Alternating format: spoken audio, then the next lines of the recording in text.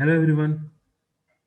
Hello guys, welcome to Pitching in Line. In this video, we are going to do complete analysis of India versus England T20 series that has happened, and India has won the series 3-2. It was basically a battle of titans, where you had number one ranking and number two ranking teams going against each other, and it was a quite a closely fought series. What do you see? How do you think it was the quality of the cricket?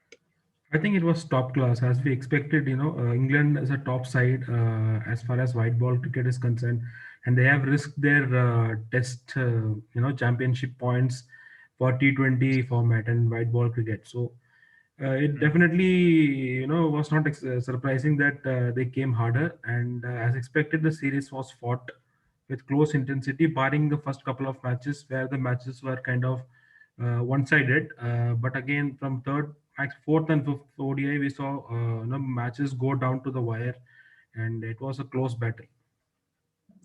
Yeah, I think most importantly, we got to see a very good quality of cricket. And Virat Kohli actually, before the series started, he gave a press conference saying India wants to bat very aggressively, and which didn't really materialize for them for the first three T20 years.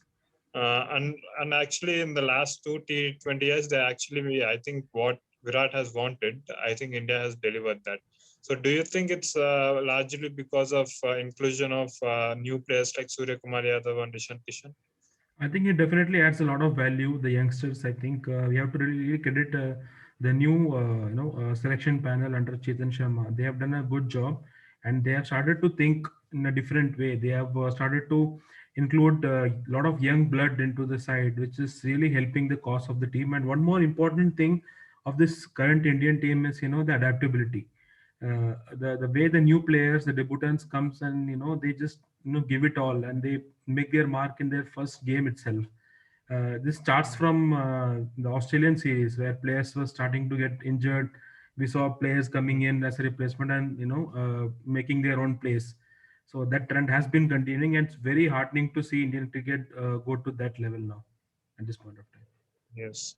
And coming to India's batting lineup, uh, there was a lot of questions over KL Rahul's form as a batsman.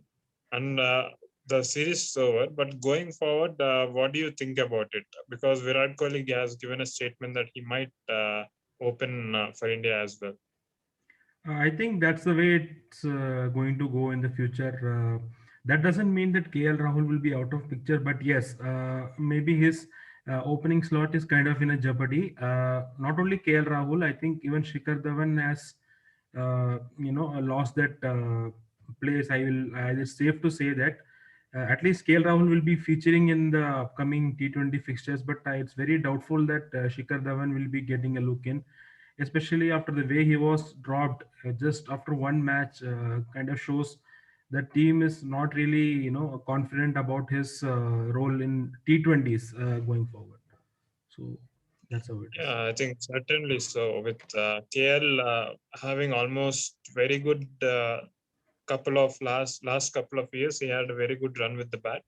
And Ishan Kishan, who can also be your second opener, Yeah. he has showed a lot of promise and he has delivered it. And it was very heartening to see young Indian players not at all getting unfazed by facing international fast bowlers. And mind you, they were very, very lethal. Jeffrey Archer and Mark Wood, they were consistently bowling above 143 clicks. So it isn't easy at all, but somehow they managed to play well. And what do you think about the bowling lineup that has been presented in this series? Uh, like going forward to the World Cup, do you see the same core going ahead? I think India. I think we only will see just Jasprit Bumrah coming into the squad. I think rest remains the same. Bhuvneshwar Kumar, I think he has made a solid comeback into this international stage, and the way he was bowling, I think it took a little bit of time for him to get into rhythm. But once he was back into that rhythm, we saw that old vintage Bhuvneshwar Kumar, bowling those outswingers. That was really heartening to see, and just add Jasprit Bumrah to this lineup, that and bowling looks completely potent. Just a little bit of concern on spin bowling department, where Yuzvendra Chahal was getting hit for runs, and Rahul Chahar was kind of on and off, and Kuldeep Yadav is out of picture. So that is a bit of worrying sign for India. But otherwise, as far as pace bowling battery is concerned, I think it's very much settled.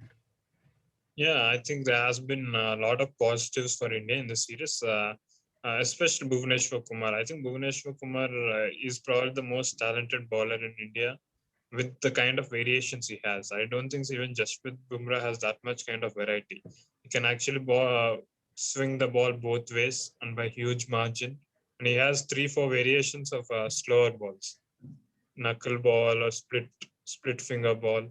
So that's very good sign. And even Virat Kohli coming back to form, coming back to international cricket from pandemic, he had this occasional 50s, but wasn't able to convert those.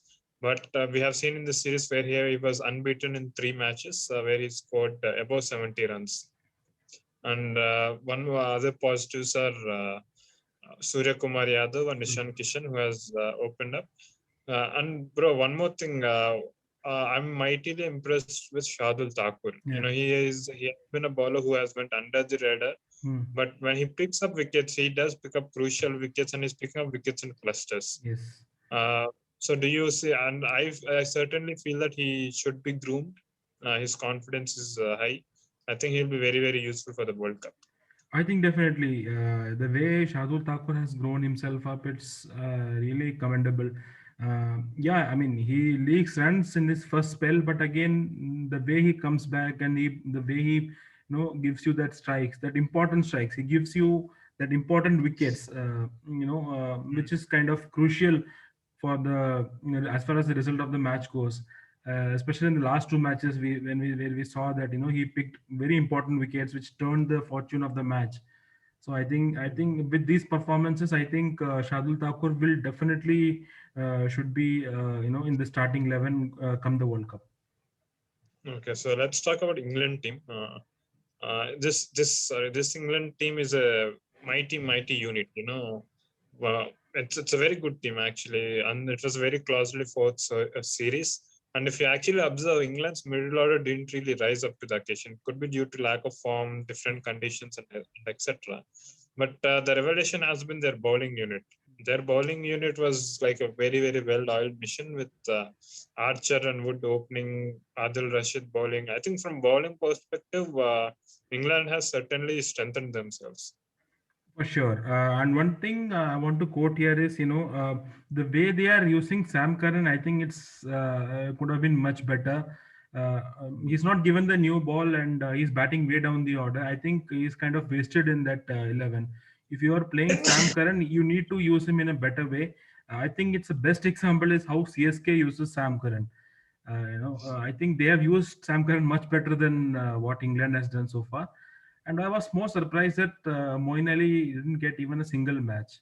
I think he's that kind of a player who can be a floater, who can fit in any batting position, and he can give you those three overs at least, minimum three or maximum 4 overs in those T20. That too in India. I think it was a little strange as far as Moeen Ali is concerned, but I think again their bowling is top class. England bowling. Yeah, I think it got to do more with the pitches where Ian Morgan famously, unlike the Test team, he was saying that he wanted to play in spin friendly conditions because that might be offered in the T20 World Cup. But nonetheless, I think England also had a very good tour.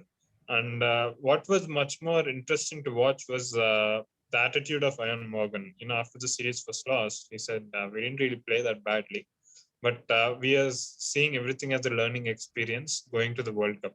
He is very much both his eyes are set on the World Cup, and this team is certainly a team to watch out during later this year.